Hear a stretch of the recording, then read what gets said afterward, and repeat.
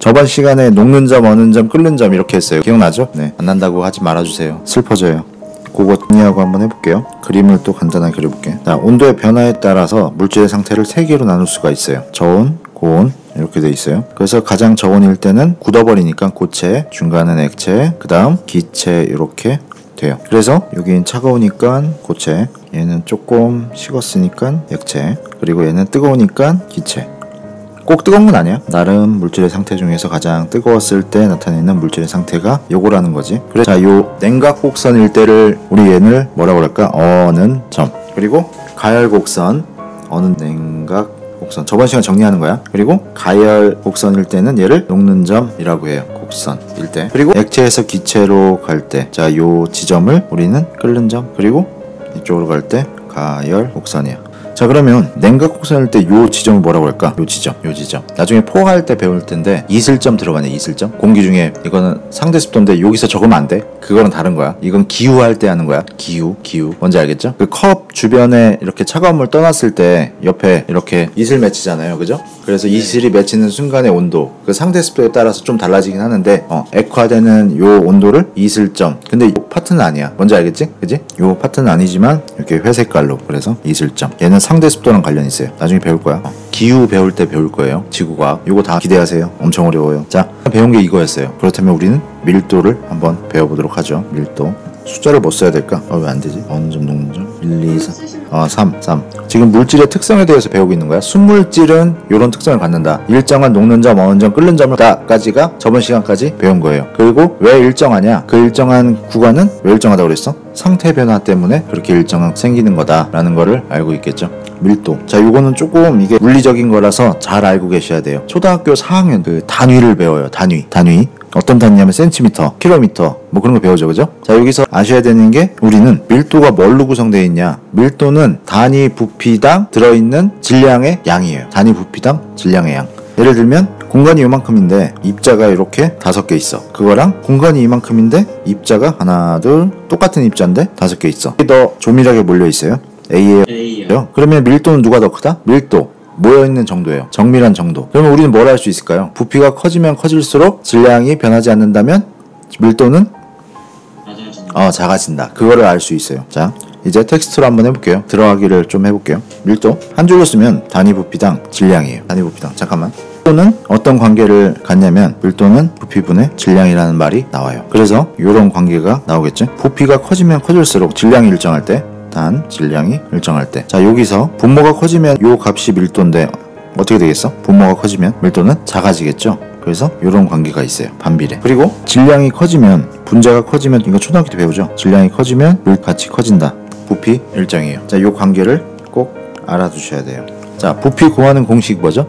빗넓이 분의 높이. 그거죠? 알고 계시죠? 그러면 이제 우리는 수학 시간에 이거 그리기 배우죠. 그죠? 안 배우나요? 지나갔나? 아직 안 했나? 입체 도형이 이게 초등학교 때 하는 거 아니야? 중학교? 그래서 우리는 요게 1cm, 요게 1cm, 높이도 센티미터래. 그러면 이거의 부피는 1? 이거죠? 세제곱 센티미터. 1 세제곱 몇 배 차이에요?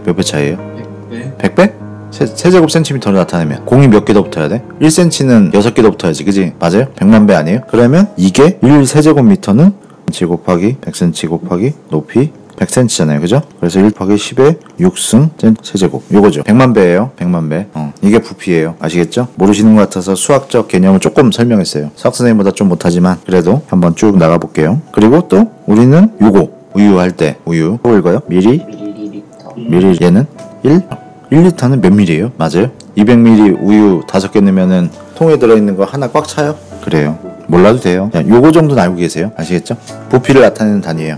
1리터는 1000ml다. 그러면 2.3리터가 들어있는 우유통, 얘는 밀리리터로 바꾸면 3리터, 2300ml가 들어있겠죠. 그죠? 우유 1000ml는 근데 요새 꼼수를 쓰더라고. 1000ml인 줄 알고 샀는데 딱 보면 900ml 들어있어. 그런 거 본 적 있냐? 관심 없지? 우유 안 먹지 아직 니네. 우유 많이 먹어야 되는데. 이미 유당불내증에 걸려있을 거야 니네는. 또 여기서 또 유당불내증 모르는 사람들이 또 있어요. 또 우유 먹으면 설사하는 애들 있죠. 그런 애들이 유당불내증이에요. 집에서 우유 안 먹다가 학교에서 우유 먹으면 설사하잖아요. 그죠? 유당불내증이에요. 그래요. 그렇다고요. 네. 부피. 자, 그러면 질량에 대해서 한번 알아볼게요. 질량. 우리 단위 4개 알아봤어요. 세제곱, 그리고 세제곱, 1 ml 1 이렇게 돼 있어요. 나중에 가면 1몰이라는 단위를 좀 배울 거예요. 1몰은 몇 리터냐? 뭐 이렇게 나와요. 그럼 23.4리터요. 이렇게 하는데 몰라도 돼요. 네. 나중에 고등학교 2학년 화학 원 정도에 나와요. 이게 요런 것도 있구나 정도만 알아두시면 돼요. 중학교에서는 요거 정도는 알고 계셔야 돼요. 알겠죠? 네. 그러면 부피에 대해서 알아봤어요. 그러면 이제 질량에 대해서 한번 알아볼게요.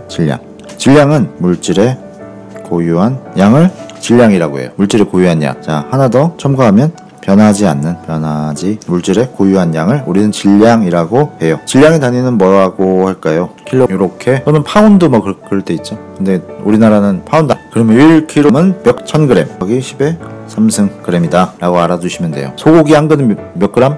600g. 그래요. 그렇게 해야 되겠다. 그러면 우리는 여기서 하나 더, 이거 중학교 1학년 때 배웠지. 무게와 질량의 차이는? 그래요. 좀 유식하게 좀 얘기해줘. 중력에 따라 바뀐다. 자, 좀 유식하게 써볼게. 단위 질량당 받는, 요격하게 쓴 거예요. 단위 질량당 받는 중력의 힘, 얘를 무게라고 합니다. 근데 우리는 혼용해서 쓰고 있죠. 무게와 질량을. 그래도 돼요. 왜냐면 중력이 1이니까 우리는. 그래서 무게 1g과 질량 1g은 지구에선 똑같다. 근데 달에서 무게 1g과 질량 1g 다르다. 왜냐하면 달의 중력은 지구의 6분의 1이니까. 무슨 말인지 알겠죠? 그래서 지구의 무게와 질량은 다르다고 봐도 돼요. 근데 지구에서도 무게가 조금씩 달라요. 왜 그럴까요? 지구가 원심력 때문에 타원형이에요. 이거 저번 학기 때 배웠죠, 그죠? 그래서 여기서 몸무게 재는 거랑 여기서 몸무게 재는 거랑 몇십 그램 차이 난대요. 몇십 그램. 그래서 적도에서 몸무게를 재면 조금 덜 나가요. 그렇다고 살이 빠진 건 아니죠, 그죠? 질량은 불변하니까요. 우리 몸에 차 있는 질량은 절대 변하지 않아요. 그렇기 때문에 이걸 잘 알아두세요. 질량은 물질의 고유한 양을 질량이라고 해요. 그런 실험 많이 하죠. 이게 왜 그러지? 한번 볼게요. 똑같은 무게 1kg의 솜과 1g의 쇠공을 동시에 떨어뜨렸다. 단 매질의 상태는, 용매의 상태는 진공이다. 이렇게 했을 때 누가 더 먼저 떨어져? 솜이 먼저 떨어져? 쇠공이 먼저 떨어져? 진공이래. 공기정은 없대. 그래요. 몰라도 돼요. 자, 그러면 질량 1kg의 솜과 질량 1kg의 쇠공을 무게를 쟀을 때 누가 더 무거워? 항상 같아요. 그죠? 질량이 똑같으니까. 이거 5개념이다 이거. 5개념. 이거 잘 알고 계세요. 자, 그러면 질량과 무게에 대해서 한번 알아봤어요. 그러면 A 질량이 B 질량이 20g일 때 얘가 지구야. 그러면 무게가 쟀을 때 이렇게 됐어. 달에서는 곱하기 6분의 1, 20 곱하기 6분의 1 한 게 무게인데 질량은 B, A, B 이렇게 있을 때 10g, 20g 질량은 항상 똑같다. 자, 가장 큰 특징은 변하지 않음. 얘는 장소에 따라서 변하는 거야. 자, 요 차이를 알아주세요. 자, 무게는 달라졌어요. 같지가 않아요. 근데 질량은 얘랑 같아요. 자, 요 차이를 꼭 알아두시면 좋을 것 같습니다. 예, 그래요. 자, 그러면 는 뭐에 영향을 주는지 한번 사람을 대형 풀장에 있는데 물을 요만큼 채워놓고 담궜어. 살려주세요. 근데 사람들이 얘를 보고 잘 놀고 있구나 하면서 자, 이때 이 사람을 구할 수 있는 방법은 뭘까요? 자, 사람을 죽지 않게 하려면 물에 떠있게 해야 돼요. 이때 작용하는 힘은 뭐라고 불러요? 물에 뜨게 하는 힘, 부력이라고 부르죠. 부력은 뭐하고 밀도하고 관련이 있어요. 물에 뜨려면 밀도가 커야 될까요? 작아야 될까요? 작아야 되겠죠? 그죠? 뭐보다? 밀도가, 자, 생존하려면 밀도가 물보다는 작아야 돼요. 물질은 뭐냐면 요 사람이에요. 이 사람의 밀도를 작게 하는 방법은 뭘까요? 그게 쉬운 문제예요. 밀도를 작게 하는 방법. 그러면 밀도가 어떤 성분인지를 알아야 돼요. 밀도는 부피분의 질량이에요. 자, 요거 하나만 같이 해봅시다. 자, 질량을 컨트롤할 수 있어 없어요? 컨트롤이 안 되죠. 왜냐하면 고유한 양이기 때문에 질량을 컨트롤할 수 없어요. 그렇다면 우리가 컨트롤할 수 있는 건 뭐예요? 얘죠. 얘. 부피를 크게 하려면 어떻게 해야 돼요? 아무것도 없을 때 부피를 크게 하려면 숨을 들여 마셔야죠. 속에 있는 부피를 이렇게 크게 해야지. 이렇게 크게 들여 마셔야죠. 그죠? 우리 수영 안 해봤어요? 스쿠버 다이빙 하면은 물에 가라앉을 때 뭐라고 하냐면 숨을 내쉬세요 그래요. 하면 내 몸이 가라앉아 이렇게. 왜 그럴까? 부피가 줄어드니까 밀도는 그대로인데 부피가 줄어들어. 그러면 밀도가 어떻게 돼? 질량 그대로인데 부피가 줄어드니까 밀도가 커지니까 쭉 가라앉는 거지. 그러면 이 사람의 부피를 크게 하려면 어떻게 해야 될까? 들이마셔서 1번. 그게 밀도에 관련된 개념을 이해할 수 있는 방법이에요. 물에 뜬 거를 살릴 수 있는 방법. 그게 밀도를 이해하는 가장 좋은 방법이에요. 질량은 불변. 안 변해요. 불변. 근데 부피는 변하게 할 수 있어. 물에 빠진 사람 구하려면 뭐 던져줘요? 튜브 던져줘요. 근데 속에 담겨있는 건 있어요 없어요? 그러니까 밀도가 어때? 작은 거지. 그래서 물에 뜨는 거예요. 그런 거죠. 그래서 튜브, 구명조끼. 자, 얘네 둘 다 큰 특징은 뭐죠? B에 B가. 자, 이 말을 한 줄로 요약하면 밀도가 작다 크다 작다라는 그런 결론으로 귀결이 지어져요. 너무 작게 썼다. 그래서 우리는 이걸 알 수 있어요. 자, 일상생활에서 밀도에 영향을 주는 건 뭐다? 부피다. 부피는 밀도에 영향을. 자, 밀도를 이용해서 쓰고 있는 게 뭐였냐면 아까 말했던 물속에서 쓰는 튜브, 구명조끼 이런 것들이죠. 반대로 이건 스쿠버 다이빙이랑 좀 관련 있는데 무게추 같은 거를 팔다리에 메고 가는 거죠. 그거는 부피에 비해 질량이 엄청 큰 것들을 해서 전체적인 질량을 크게 해서 밀도를 크게 하는 그런 방법이 그런 거죠. 자, 그래서 밀도는 항상 일정하게 유지가 돼요. 대부분 변하지 않는데 변하는 건 또 온도에 따라서 부피가 오르락 내리락 하죠. 그러면 밀도가 오르락 내리락 하는 거죠. 이렇게 됩니다. 자, 밀도에 관련된 사항은 이 정도만 할까요? 자, 밀도 개념 이해했죠? 그러면 세 가지 파트로 알 수 있어요. 기체의 용해도, 액체의 용해도, 그리고 고체의 용해도 이렇게 나눠서 수업을 할 겁니다. 자, 근데 그 전에 알아야 될 내용이 있어요. 그게 뭐냐면 용매, 용질, 그리고 용액이라는 개념을 꼭 알고 가셔야 돼요. 중학교 1학년 때 배웠죠, 그죠? 작년에 배웠죠. 용액, 용매, 용질 배웠어요? 그래요? 몰라도 예. 소금물이라는 혼합물이 있어요. 소금물. 자, 여기서 녹여주는 물질. 녹임을 당하는 게 아니고 소금물에 녹여주는 거. 소금을 녹여주는 뭐예요? 물이지. 용매라고 불러요. 용질을 우리는 소금, 이게 다 합쳐진 게 용이에요. 개념적으로 한번 써보자면 용매는 녹여주는 물질. 보통 액체가 되겠죠. 액체. 용질, 용매에 녹여지는 물질이에요. 이게 또 뭐가 있냐면 얘는 기체가 될 수도 있고 액체가 될 수도 있고 고체가 될 수도 있어요. 자, 요 개념을 좀 알아주세요. 자, 그럼 용해도 개념에 대해서 한번 보도록 하죠. 용해도. 자, 용해도는 물 100g당 녹을 수 있는, 배터리 많은데 녹을 수 있는 100g당 100g. 용해도가 크다라고 하는 거는 100g당 녹을 수 있는 양이 많다라고 하는 거예요. 자, 얘들은 뭐에 비례하냐? 대부분 온도하고 용해도는 비례해요. 그래서 용해도 곡선을 그려보면은 이렇게, 그래서 오색 찬란하게 한번 그려봤습니다. 그래서 얘를 A, 얘를 B, 얘를 C, 얘를 D라고 했을 때 X축은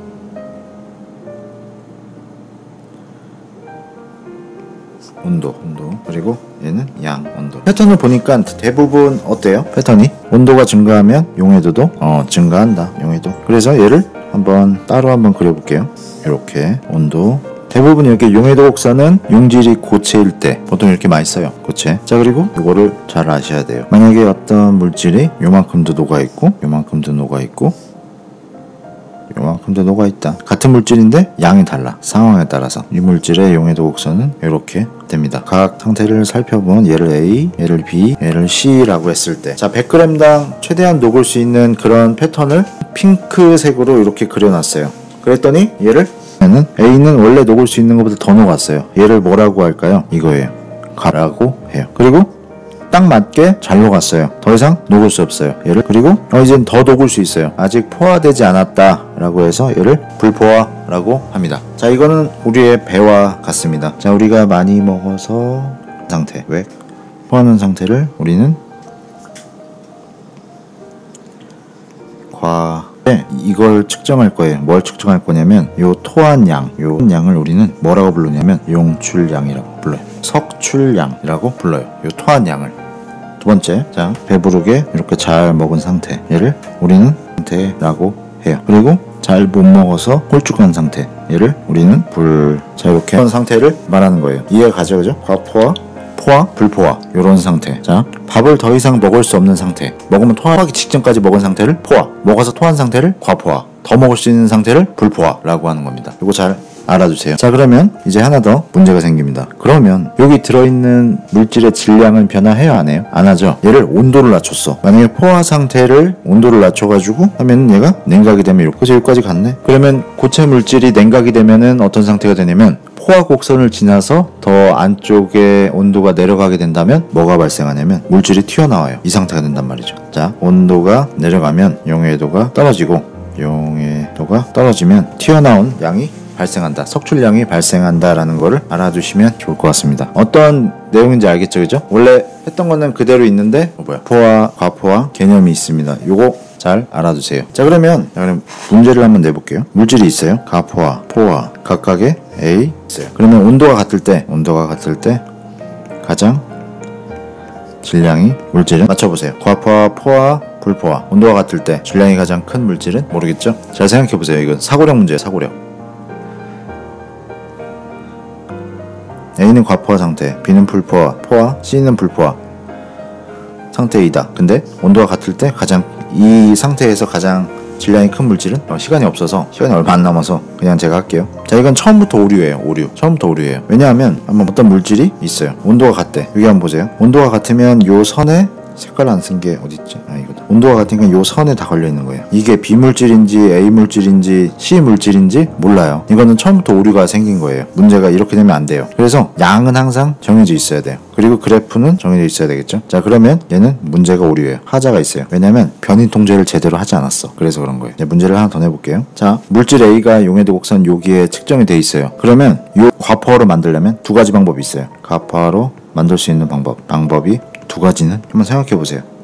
문제. A를 과포화로 만들 수 있는 그냥 석출량을 확인할 수 있는 방법 두 가지. 얼마만큼을 석출하느냐 그게 아니고 어쨌든 토하게 그 물에서 튀어나와서 어떤 거를 딱 잡을 수 있게 해주는 게 문제죠. 두 가지 방법. 1분만 줄게. 1분 생각해봐요. 이거 선생님 생각하라고 할 때 해야 돼요. A가 있어. 얘를 과포화로 만들 수 있는 방법 두 가지. 자, 방법이 용매를 조절하거나 용질을 조절하거나 나머지 기타 등등 용해도에 관련된 소스를 조절해야 되겠죠. 그죠? 양을 줄이거나 늘리거나 뭐 그렇게 해야 되겠죠. 용매 기준으로 뭘 바꿔주거나 용질 기준으로 뭘 바꿔주거나 생각을 해보세요. 지금까지 수업을 들었다면 이게 이해가 가야 돼요. 됐어요?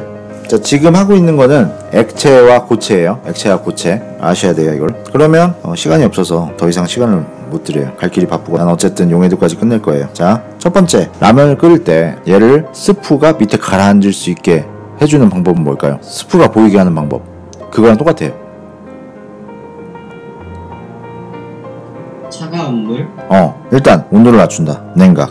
그러면 용해도가 어떻게 돼요? 떨어지죠? 그럼 이렇게 되는 거예요. 그래서 이만큼이 석출되겠죠. 두 번째 수프를 적게 넣는다. 많이 넣어야지. 아니면 졸여야지. 물 없이 다 졸여. 그럼 어떻게 돼? 라면이 밑바닥에 깔리겠지. 그 스프가. 그래서 용매에 줄인다. 자, 이건 마치 물 10g에 녹을 수 있는 소금의 양과 녹을 수 있는 양을 포화까지 갈 수 있는 용해도의 양과 500g에 녹을 수 있는 소금의 양이 다르다는 거지. 무슨 말인지 알겠지?